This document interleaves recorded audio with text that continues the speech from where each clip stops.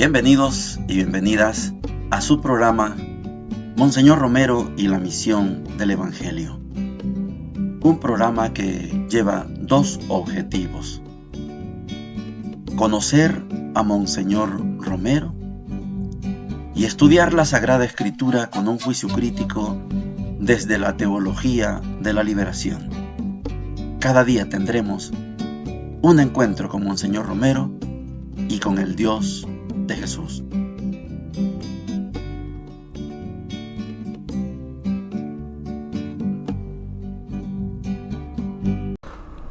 Hola, ¿qué tal? Este es su programa Monseñor Romero y la misión del Evangelio. Mucho frío. Espero que ustedes estén protegidos y que procuren no encender fuego en cualquier lado. Los vientos son demasiado fuertes, podemos provocar incendios. Mejor esperemos que pasen estos días de vientos que no son normales en este país. Tener 14 grados en San Salvador no es común. Eso está bien en Guatemala, pero aquí no. Hoy vamos a finalizar la homilía del 14 de agosto de 1977. Es la parte final, el mensaje del profeta. Esto es lo que Monseñor Romero titulaba en esa homilía. Y también les quiero decir que no vamos a tomar las lecturas del día. En este programa tenemos la función catequética y queremos de verdad estar en una dinámica de catequesis. Por eso no usamos las lecturas de hoy, que es una fiesta grande, fiesta de Candelaria, 2 de febrero, fiesta de la vida consagrada también. Saludos a las hermanas religiosas y a los religiosos consagrados. Hoy es un día especial para ellos y para ellas. Pero en función catequética nosotros seguimos el orden correlativo de las lecturas para que no nos perdamos. Después uno pregunta, oye, ¿cuándo pasó eso? No es que no lo estudiamos porque era la fiesta de... No. Hacemos mención de la fiesta, pero le dedicamos el tiempo a la lectura correlativa. Monseñor Romero termina hoy su mensaje y vamos a tomar las lecturas del segundo libro de Samuel y el de Marcos, distinto a lo que nos presenta la Iglesia en su calendario litúrgico. Oigamos a Monseñor. Pero hay una esperanza, y aquí termina mi humilde palabra comentando esta palabra de hoy. Los profetas anunciaban desgracias que llegaron, pero anunciaban también una esperanza. En medio de sus lamentaciones, Jeremías anuncia que ese pueblo ya corregido volverá. Y hasta dice una cosa muy bella, fíjense, los perseguidos ponían sus esperanzas precisamente en los expatriados, en los deportados, ese resto de Israel que dejaba también unos ejemplares en Palestina, hombres fieles que atendían su palabra. Son la esperanza de que este mensaje no está cayendo en el vacío. Yo siento, hermanos, una gran esperanza, porque sé que esta palabra de la homilía dominical llega a muchos corazones. Ojalá que todos la vean con la intención con que yo las pronuncio. Una denuncia del pecado que la Iglesia no lo puede tolerar, aunque sea en sus mismos miembros de Iglesia. Y un llamado a la conversión del pecado. Sacerdotes, religiosos, religiosas, colegios católicos, instituciones de Iglesia, asociaciones piadosas, todos, comenzando por el arzobispo. Tenemos que revisar a fondo nuestras vidas, a ver si están conforme a la voluntad de Dios, para luego ser frente al mundo, también como Jeremías, el testimonio de una santidad que reclamaba con su propia vida cómo se debe de vivir, aun cuando vengan por ese modo de vivir todos los ultrajes. Yo felicito a todos esos catequistas, predicadores de la palabra de Dios, que a pesar de la persecución se mantienen fieles, como Jeremías. Hay una esperanza y Jeremías la manifestó con un gesto como lo hacían los profetas, que no solo hablaban con palabras, sino con gestos. Cuando Monseñor Romero hablaba a la multitud y sabía que le escuchaban por la radio, Monseñor Romero tenía una gran esperanza y nos la contagia hoy. No todo está perdido. Un gobierno que no hace la voluntad de Dios, escuadrones de la muerte que no hacen la voluntad de Dios, el ejército, los cuerpos de seguridad, las guerrillas, la empresa privada, no hacen la voluntad de Dios. Pero ustedes que escuchan, el pueblo que escucha la voz de Monseñor Romero, está aprendiendo de cómo se hace para cumplir con la voluntad de Dios. Esta esperanza de Monseñor puesta en el pueblo vibra día a día. Mucha gente no lo conocimos. Yo no conocí personalmente a Monseñor Romero, lo escuché por la radio y lo conocí por la radio. El único momento que estuve cerca de Monseñor Romero fue el día del entierro, que casi terminamos aplastados o baleados en la plaza Gerardo Barrios, plaza cívica. Una gran balacera que se dio en el entierro de Monseñor. No lo conocí, pero lo escuché y lo sigo escuchando y lo difundo, comparto, lo reflexiono, porque Monseñor Romero habló en nombre de Dios. Es un profeta de Dios. Su enseñanza la conservó de principio a fin en base a la Sagrada Escritura, en base a la tradición y en base al magisterio, como debe ser un predicador católico. Hay una esperanza, dice Monseñor, tomando las palabras del profeta Jeremías. Hay una esperanza porque Dios se va a reservar un resto, un pueblo, un pequeño pueblo, y de ese pequeño pueblo hará maravillas, hará cosas grandes. Esta es la esperanza.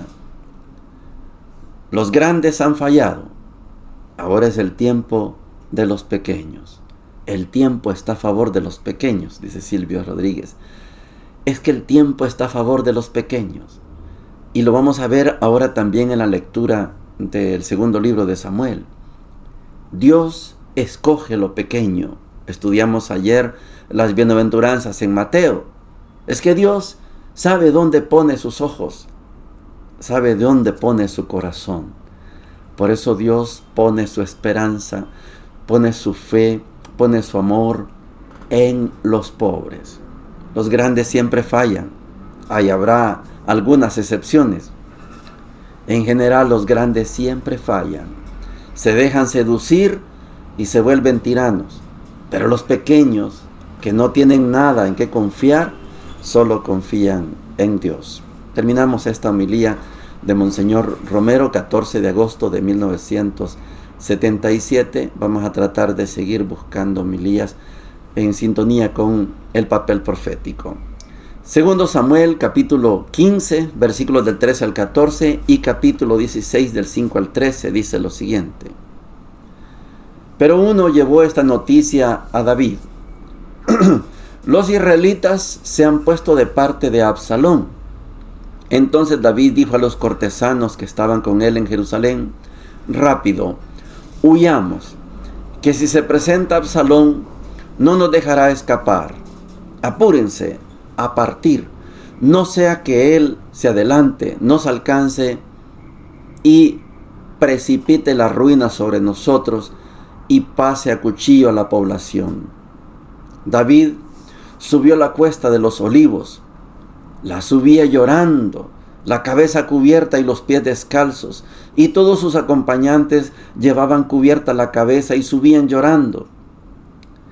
Al llegar el rey David a Bajulín, salió de ahí uno de la familia de Saúl, llamado Semeí, hijo de Gerá, insultándolo a medida que se acercaba, y empezó a tirar piedras a David y a sus cortesanos, a pesar de que toda la gente y los militares iban a derecha e izquierda del rey, y al maldecirlo decía: vete, vete, asesino, canalla.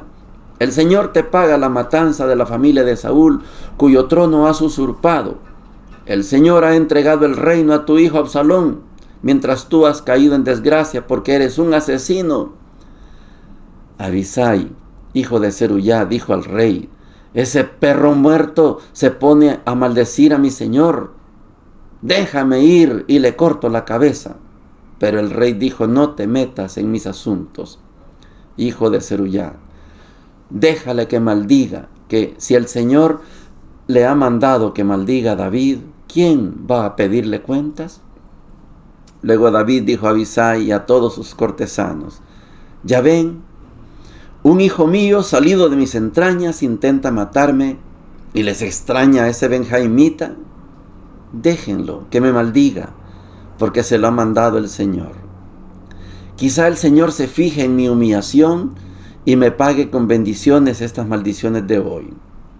David y los suyos siguieron su camino mientras Semeí iba en dirección paralela por la loma del monte, echando maldiciones según caminaba, tirando piedras y levantando polvo.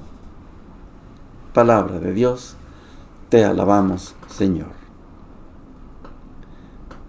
Cuando les he querido presentar la imagen del rey David, recuerda que lo divido en tres partes: el David pastor, muchacho, valiente, guerrero con piedras, porque él era pastor, con piedras ahuyentaba a los lobos, le pegaba una pedrada a un lobo y el lobo se iba huyendo para cuidar las ovejas, y con una piedra derriba a Goliat. Ese es el David pastor.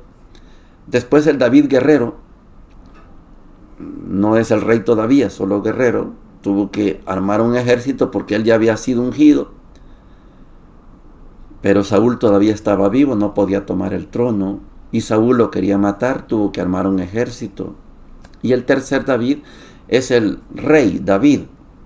Y del rey David yo separo en tres partes: el David rey humilde, el David rey que le da el lugar a Dios.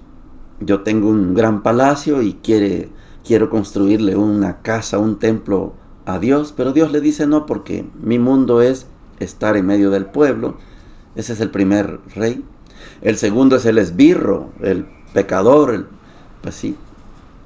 maltratador, abusivo, todos los apelativos que le quiera poner. Y hoy estamos ya finalizando con el David compasivo, pero también David estratégico.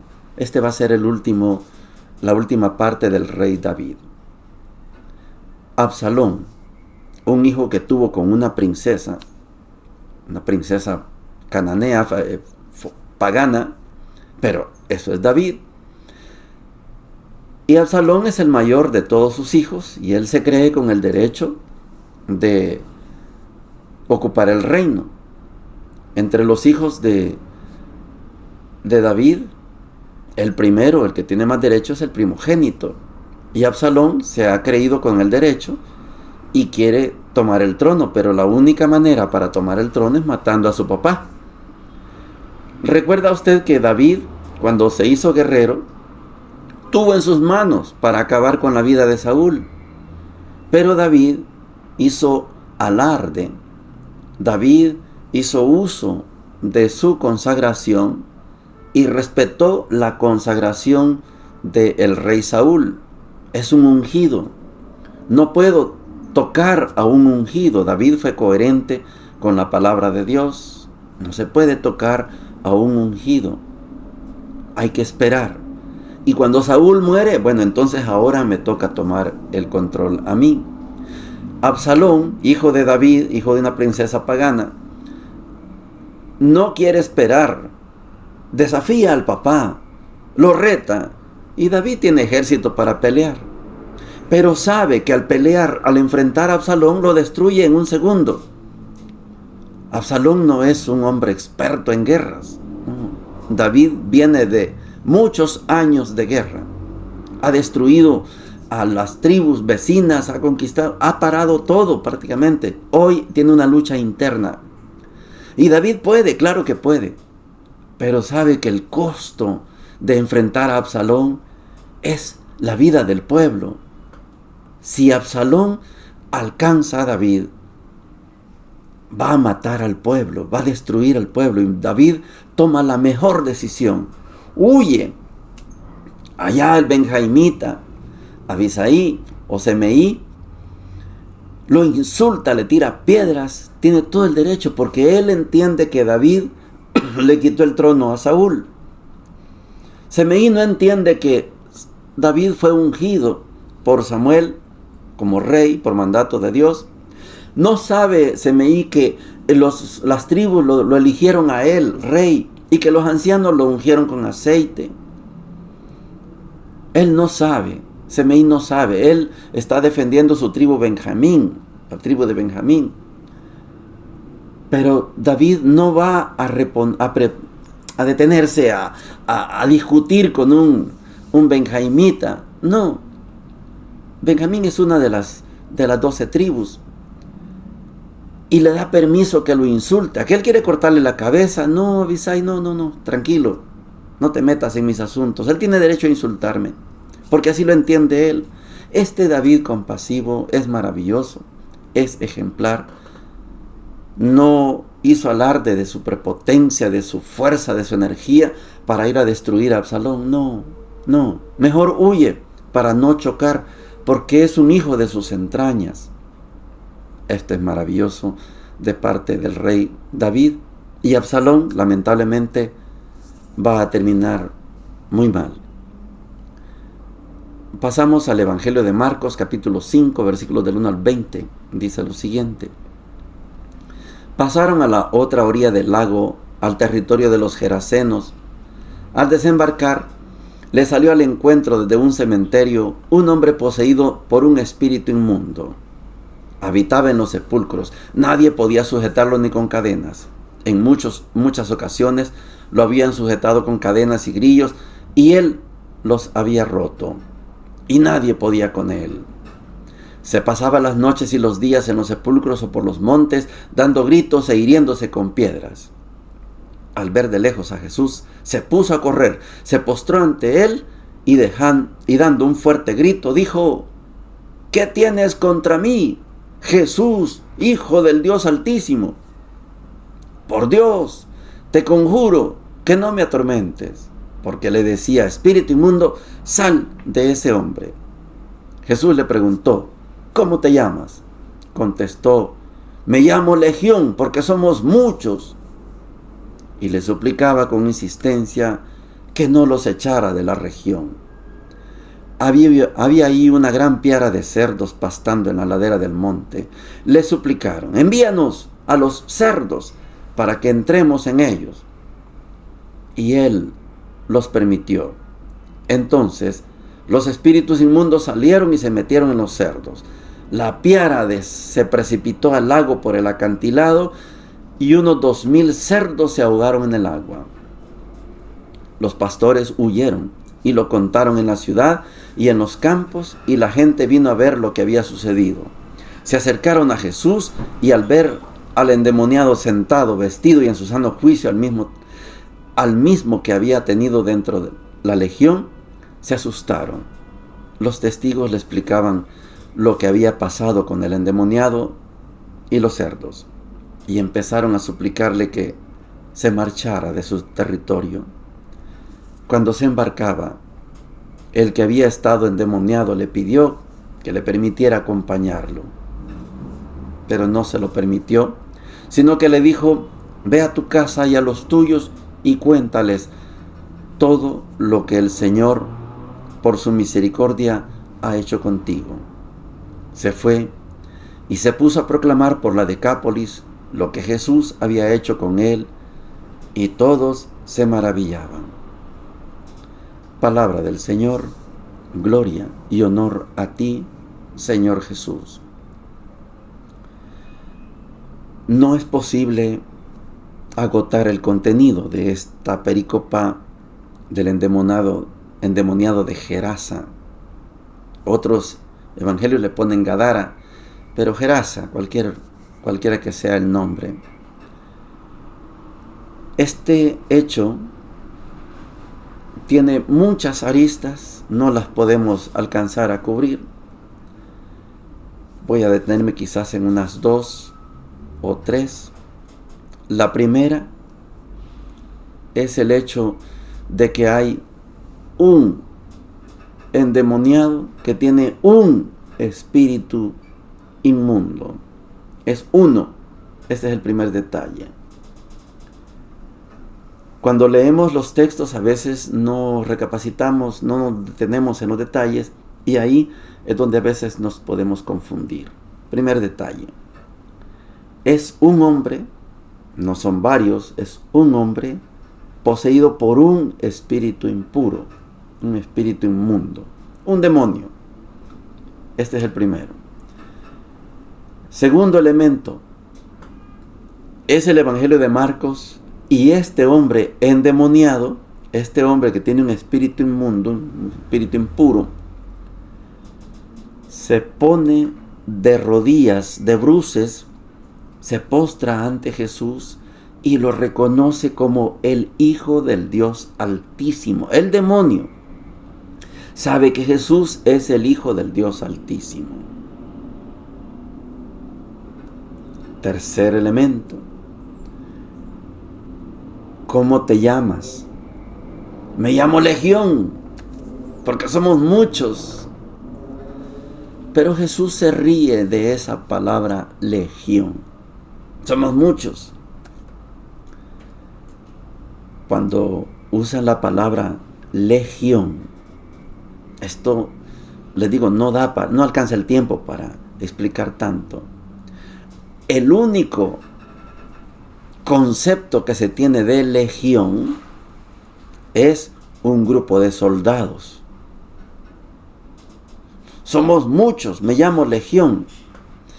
Y este texto da para decir el que ha poseído al pueblo es el Imperio Romano. Aquí no nos da tiempo para buscar los conectivos para que comprendamos que al usar el término legión estamos hablando de ejército romano. Pero dejemos solamente la arista de que Jesús está hablando con una persona y él habla en nombre de muchos, de una legión. Pero hay una negociación. No nos expulses de la región de Gerasa. Permite que nos metamos en los cerdos. 2000 cerdos es mucho. Nunca he visto yo una granja que tenga 2000 cerdos. A lo mejor usted sí. Pero se necesita mucho espacio para tener 2000 cerdos criándolos. Y el endemoniado le dice, no nos expulses de la región, déjanos que nos metamos ahí en esos cerdos. La escena termina con que el endemoniado se cura, está en su sano juicio y quiere seguirlo. Jesús le dice, no, date a tu casa y cuéntale a tu familia lo que has vivido. Él no le contó a la familia, él le contó a la Decápolis, a todas las ciudades donde podía ir. El último elemento no es menos importante. A Jesús le dicen, vete de aquí. Es que tiene lógica, porque los cerdos, ya con la legión de demonios, por eso usamos la palabra legión de demonios, los cerdos, cuando se les metieron los demonios, esa legión, los cerdos se lanzaron al mar. Esa comunidad perdió 2000 cerdos. Tienen derecho a decirle a Jesús, no vuelvas a hacer esto, vete de aquí. No le cobran los cerdos, pero lo echan de aquí. Vete de aquí. No vuelvas a esta región. Por una parte, el endemoniado quedó sano. Es mejor Jesús que las cadenas, que los cepos. Aquel que vivía en los cementerios, porque era el único lugar donde podía estar, y se hacía daño con piedras, se golpeaba. Ahora es una persona sana y se convierte en un apóstol de Jesús. Vete a los tuyos y cuéntales lo que el Señor ha hecho contigo. Y se volvió un predicador. Pero la región de Gerasa no quería saber de Jesús. Marcos tiene la picardía de enseñarnos a usted y a mí que todo mundo sabe que Jesús es el Hijo de Dios, menos los 12.